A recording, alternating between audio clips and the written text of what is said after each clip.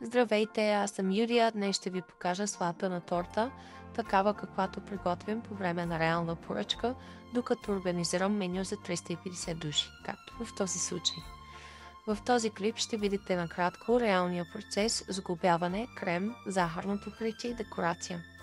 За всеки път използвам по 6 яйца, захар, олио, брашно, ванилия и по желание шоколадови топчета.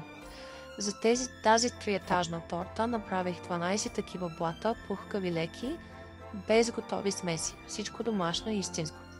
Масленият крем беше различен на всеки етаж. Първият етаж беше с маскарпоне и крема сирене, втория с вкусна дъвка, а третият с малиново кули и пресни малини. Пълната рецепта за блатове и за маслен крем ще намерите в YouTube канала ми Simply Юлия. Благодаря от сърце за всички ваши съобщения и въпроси. Затова стартираме и онлайн курсове по ваше желание. Първият ще бъде за тесто и тестени изделия, вторият за сватбени торти и техника.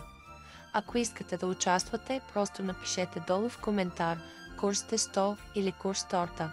Ще ви изпратя лично всички подробности и записване, а в бъдеще при желание ще направя и живи курсове на място, заедно с вечеря, разговори и готвене.